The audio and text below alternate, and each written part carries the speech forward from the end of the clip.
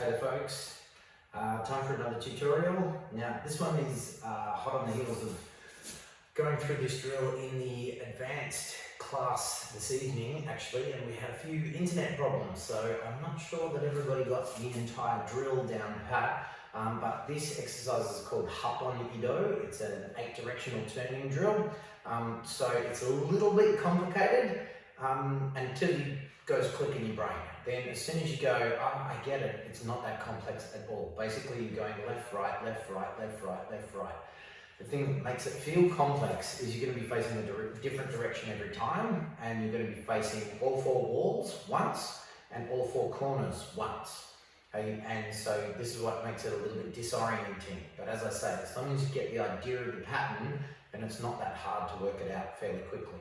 Okay, so I'll do it facing this direction, but then I'll do it again facing the opposite direction. So if you're following on, then I'll do it facing the same direction that you would be. Okay, so if you start from Yoi, I'm going to do this in motodachi with 2 punches, Kisame-suki and Yakusuki on each step. So you can just do it in the stance, you can just do it in short stance, you can just do it in deep lunging stance, you can do it in a mixture of stances.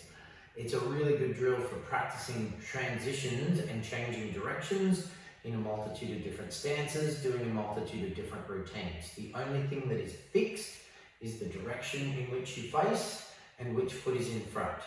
The routine that you do whilst you're there, the techniques and the combination that you do whilst you're there, that is totally up to you. Okay, so if you want to, for learning it, just do the stance, okay, or if you want to, you can add a couple of techniques like I'll do. Okay, so the first step is your right foot is going to go around behind 135 degrees to the right. I know that sounds like a random number, but it's 90 plus 45. Okay, so I'm currently facing here. I'm going to end up facing on a 45-degree angle behind me. Right foot moves, and I end up left foot in front. Then I do my techniques. Then from here, I'm going to do a right foot turn. Every right foot turn is the same. It's always 180 degrees. So back foot steps across, and I turn. Now I'm facing the opposite corner. Once I'm here, then I can do my techniques. So that's a right foot turn.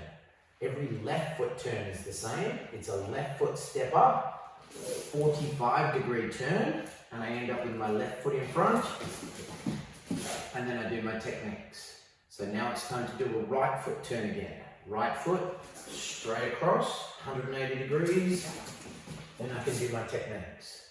That was right, now it's left. Left 45, then right, 180. Left 45, and right 180. And then I'm back to the start. Hopefully that makes sense as a sequence. So it's always left foot turn, right foot turn, left foot turn, right foot turn. The only one that's strange is that first step where you turn 135 degrees to the right with your right foot and you end up with your left foot in front. That's a little bit weird. That's what gets you started. After that, then it's that simple pattern of right, left, right, left, right, left, like that. So if I try it one more time, but I'll do it facing the opposite direction. So if I start from here, so if you guys are practicing this looking at the screen, you'd be probably looking the same way that I'm looking at the moment, okay? So hopefully if you do it the first view and you do it the second view, you'll be able to work it out, okay?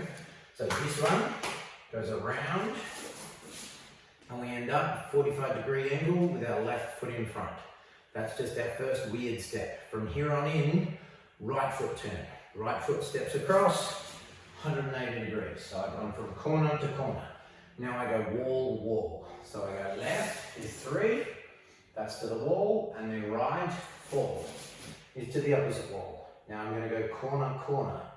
Left, 5, and right, 6, the opposite corner. Now I go wall, wall. 7, left, and right, 8 is the opposite wall, and then I'm back to the start. That's just doing it with the manoeuvring, with the stance. So like I said, you can do this in any stance. You could do from here, what we just did, motodachi. You could do into sanjidachi, with basic techniques. You could then transition into Zenkotsudachi, Shikodachi, Nekowashidachi, Kokotsudachi, or you could try a variety of stances, but all that is fixed is the direction in which you face and which foot is in front. Okay? For the more advanced people, if you want to take it up a notch, you would want to come up with a combination that involves changing your feet. Okay, so some of you might want to go, stop, I've heard enough, I can practice this, that's cool. Okay, but if you want to make it difficult, then you would do a combination where if you start here, my first turn, and then I might go 1, 2. So you can see here I've changed feet. On all of the turns, I always use my back foot. So if I'm doing the standard routine, I turn to here, and I turn with my back foot. Oh, turn with my back foot. Turn with my back foot. Every time, it's always my back foot. If you want to get fancy, you want to make it difficult, then you do a routine where you change feet. Now, if I use my back foot, I'm moving the wrong way, and I'm going to do the wrong step. So now I'm going to be using my front foot in order to turn. Boom, boom. Do my routine. Front foot, boom, boom. Front foot, boom, boom. Okay? Hopefully that makes sense as well, but that's the more difficult kind of routine. And like I said, there's absolutely no end to the scope that you have with what you do with that routine, because you just put some other combination in there. Like I said, you can do the one combination for all 8 steps. That would be a very common thing to do. That's to practice one set of skills. If you want to make it really difficult for yourself, you come up with 8 different combinations, or at least maybe start with 4. And you do 1, then 2, then 3, then 4, then repeat 1, then 2, then 3, then 4. You can make this drill as complex and complicated as you want, or you can make it really quite simple. But like I say, the things that are fixed are the directions and which foot is in front. First step, left foot is up in front. Then it's right, left, right, left, right, left, right. Okay, always alternating like that. Hopefully this will give you enough to work on to be able to work out this pattern. This appears at lots of gradings, generally from about purple belt and up. We'd start getting you to try this routine. For people maybe definitely the green belts, it would be good if you gave this a try. If you can work it out, it will mean when you do move into that more advanced class, we might try this in class. You can be there going, I know how to do this. Okay, it'll be a little bit easier to keep up with everything as well. But it's a fantastic drill for practicing that manoeuvring. It's obviously going to have benefits for your kumite, for your sparring, being able to move, change positions really quickly, staying down low, but for your kata as well. Lots of katas have, from here, I've got to do a big turn. I've got to turn that amount of direction, that direction and that amount of distance rather, and stay still, and stay stable in your stance. So if you've got maybe a transition that's causing you troubles in your kata, maybe you practice that routine on every single step throughout this routine, okay? And that will give you more repetitions of practicing that part. And then all of a sudden that bad part of your kata turns into the best part of your kata because you practiced it the most, okay? Alrighty, but good luck with this, okay? Have a go with it. You don't need too much space, but you do need a little bit of space.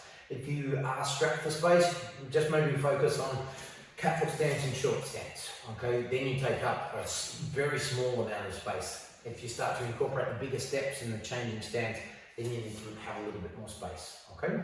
But as always, feel free to leave comments at the bottom if you need to ask any questions, or send me an email, send me a text message, give me a call.